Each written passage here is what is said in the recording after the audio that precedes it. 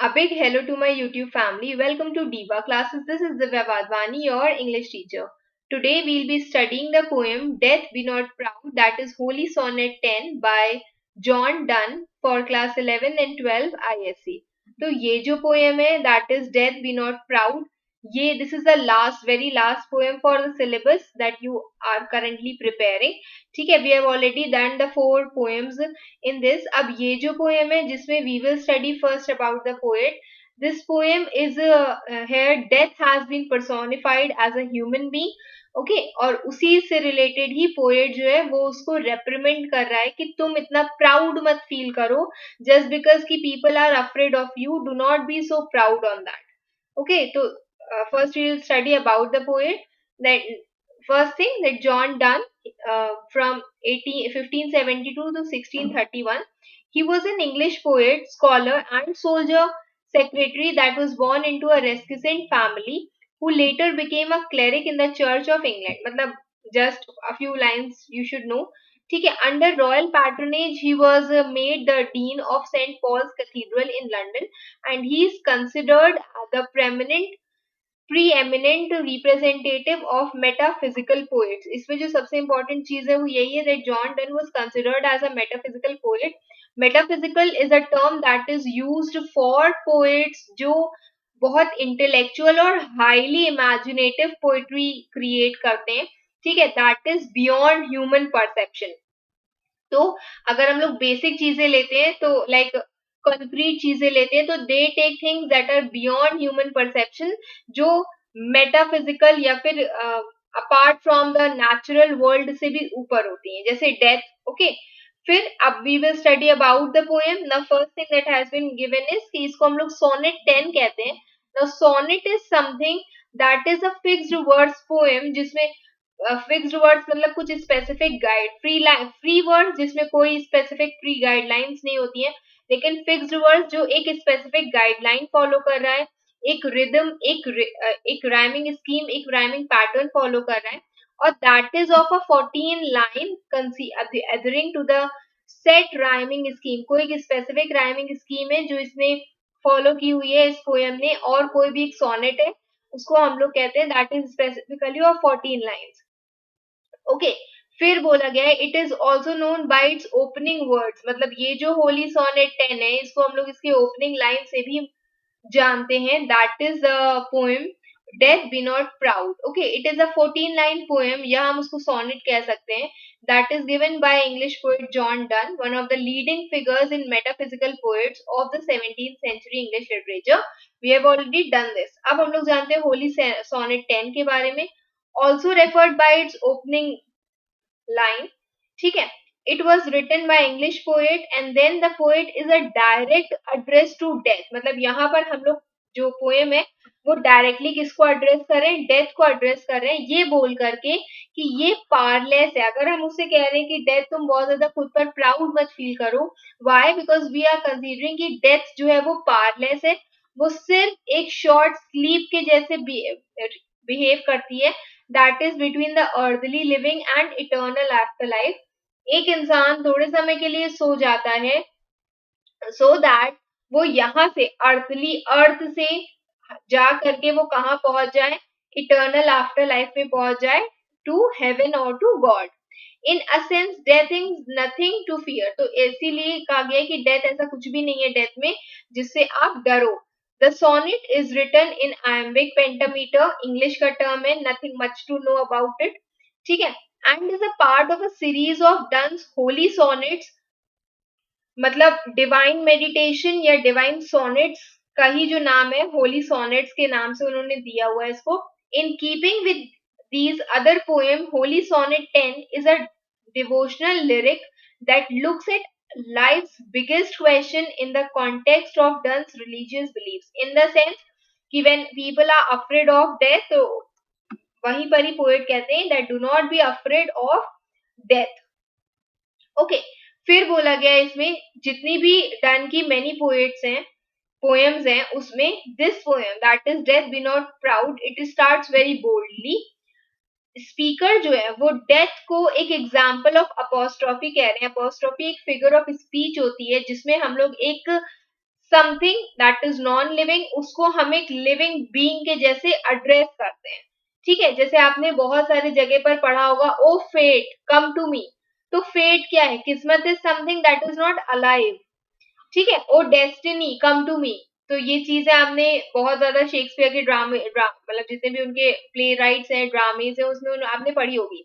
तो वैसे ही apostrophe is also figure of speech, जिसमें जो स्पीकर है वो डायरेक्टली किसी चीज को, समवन और समथिंग को, दैट इज जो एक्चुअली वहां प्रेजेंट नहीं है, या फिर वो रियलिटी में रिस्पॉन्ड नहीं कर सकती है, बट उसको एड्रेस किया जा रहा है। ये जो चीज है that can be absent, dead, या इमेजिनरी पर्सन हो सकता है, या फिर कोई इनएनिमेट ऑब्जेक्ट हो सकते हैं, स्टार्स या ओशंस के जैसे, मतलब कोई लाइफलेस ऑब्जेक्ट हो सकता है, कोई एब्स्ट्रैक्ट आइडिया हो सकता है, जैसे लव हो गया, फेट हो गया, या फिर समथिंग दैट इज बीइंग, किसी कोई ह्यूमन, कोई बीइंग, मतलब नॉट एक्चुअली अलाइव, म्यूज और गॉड के लिए बोला गया है। तो क्या बोला गया है? अपोस्ट्रोफी एक फिगर ऑफ स्पीच होती है, और उसी को ही यहाँ पर यूज किया गया है, क्योंकि हम लोग यहाँ पर क्या कर रहे हैं, हम लोग डेथ को ही एड्रेस कर रहे हैं, ये वाली पोएम।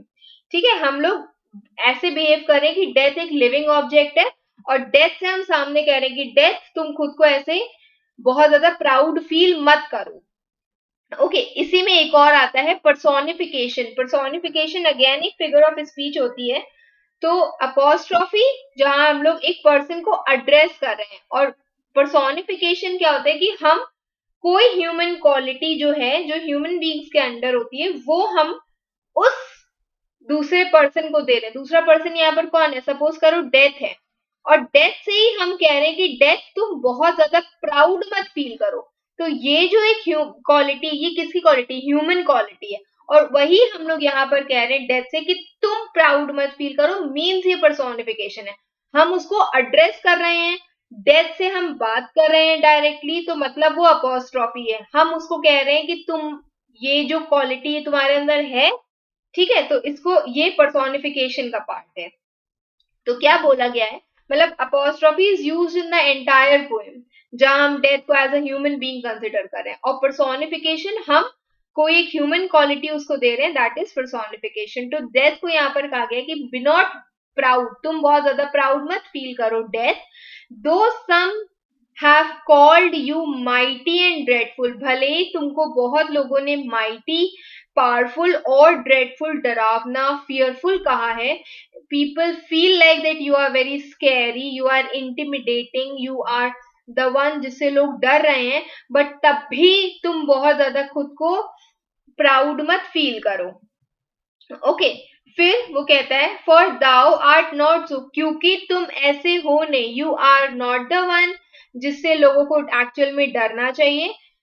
फॉर दोज हुम दाउ थिंक्स दाउ डोस्ट ओवरथ्रो, क्योंकि तुम्हें लगता है कि तुम हो ऐसे, मतलब देखो, for thou art not so, तो यहाँ पर ये क्या है? This is part of personification. यहाँ पर डेथ को पोर्ट्रे किया गया है कि तुम्हारी ये जो दिमाग में इंटेंशंस है, तुमको ऐसा लगता है कि तुम बहुत माइटी हो, बहुत पावरफुल हो, लेकिन एक्चुअल में तुम ऐसे नहीं हो। तो उस चीज के लिए तुम मत सोचो, do not feel like that you are actually the person like this, क्योंकि तुम ऐसे नहीं हो।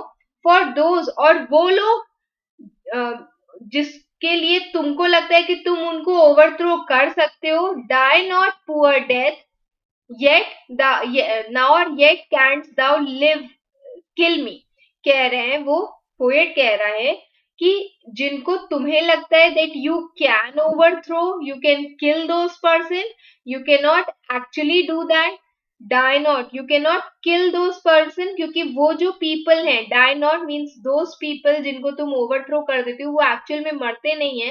पुअर डेथ, डियर डेथ, तुमको मतलब हमको तुम्हारे पे बहुत दया आ रही है, अरे बेचारे डेथ। नॉर येट कैंट दाउ किल मी, ना ही तुम उन लोगों को मार सकती हो, ना ही तुम मुझे, you can not even touch me, और you can not even kill me. Okay, तो क्या है यहाँ पर? This is has been said कि ये एक आयरनी के जैसे। आयरनी क्या होता है कि आप बोल कुछ रहे हो, उसका एक्चुअल में मतलब कुछ और होता है, that is just opposite of it, that is irony. Example के तौर पर सब जो, हाँ मैंने तो सब पढ़ लिया है, मेरे 100 में से 100 नंबर आएंगे, तो is it actually an irony?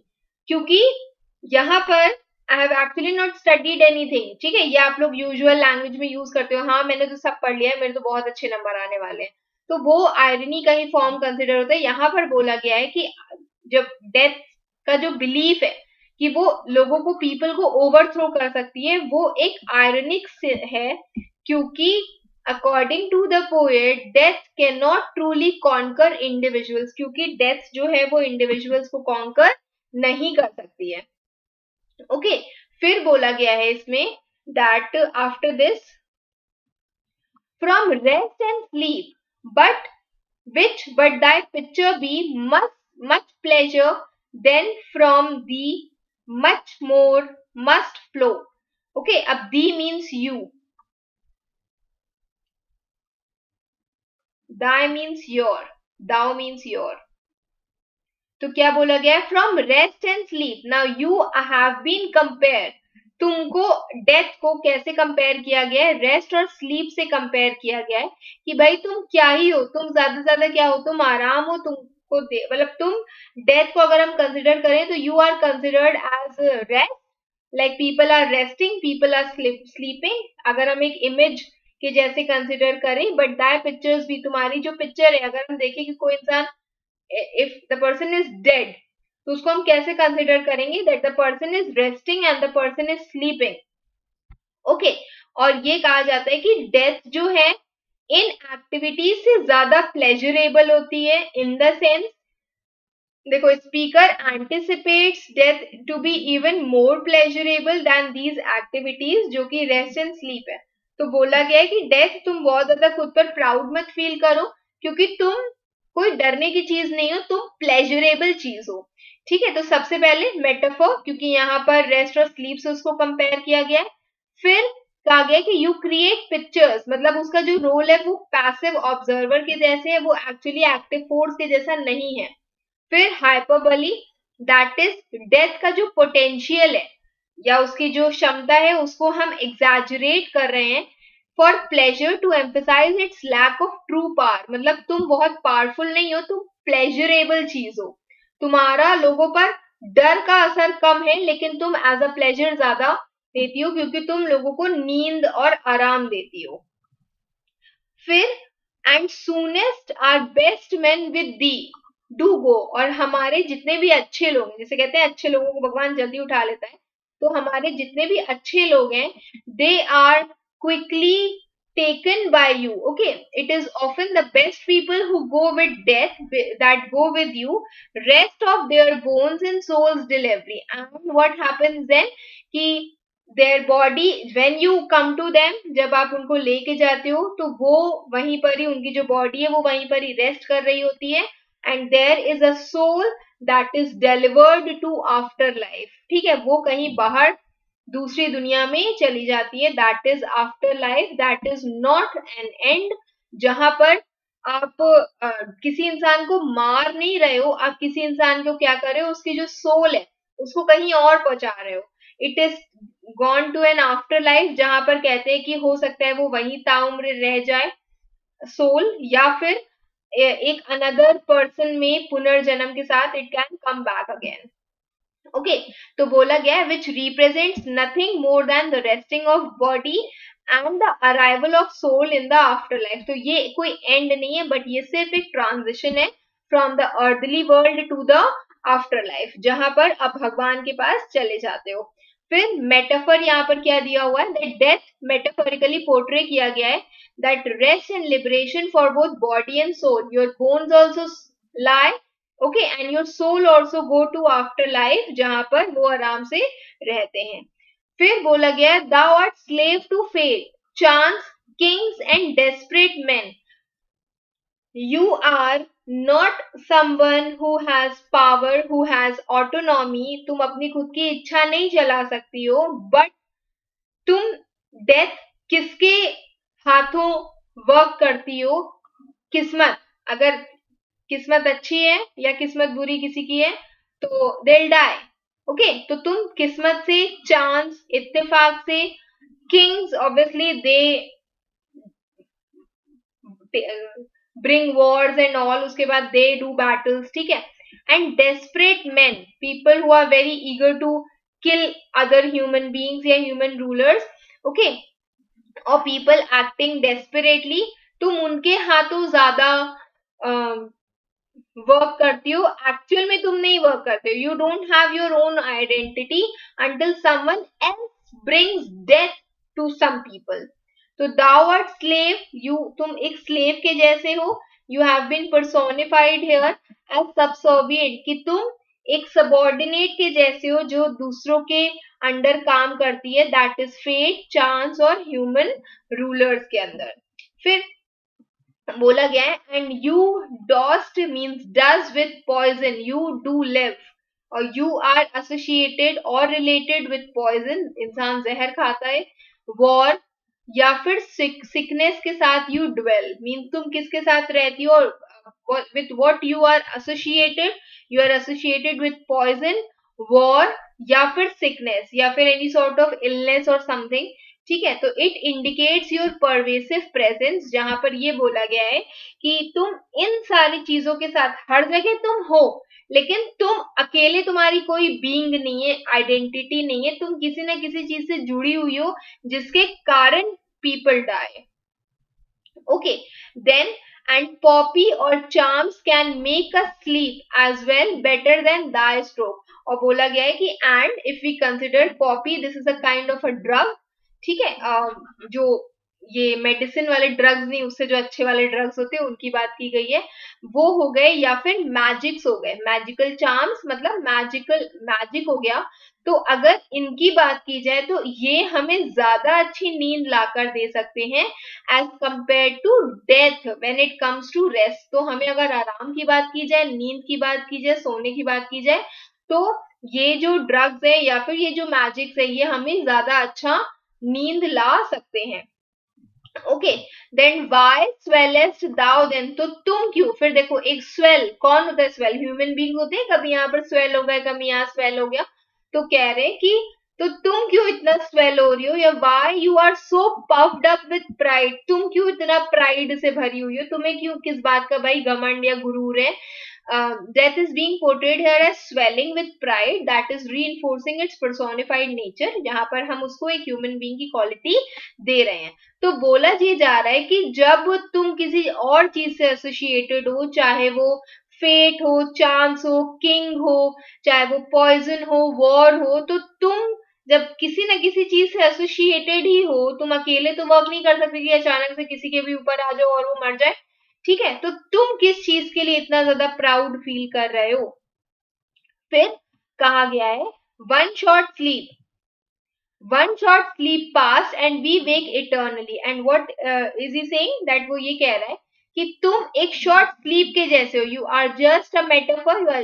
अच्छा, metaphor is a figure of speech जिसमें बिना एज और लाइक का यूज किए हम किसी एक चीज को किसी दूसरी चीज से कंपेयर करते हैं. यहाँ पर डेथ को हम कह रहे हैं कि तुम एक शॉर्ट स्लीप के जैसे हो, एक छोटी सी नींद के जैसे हो. हम as o like death is like a short sleep. Okay, अगर हमने ये वर्ड यूज किया होता तो ये हो जाती simile. Again a figure of speech, ये वर्ड हमने नहीं यूज किया है, तो ये हो गया metaphor. You are compare to a short sleep, मतलब जहां पर हमें क्या बताया गया, उसकी ब्रेविटी बताई गई है. एक मिनट,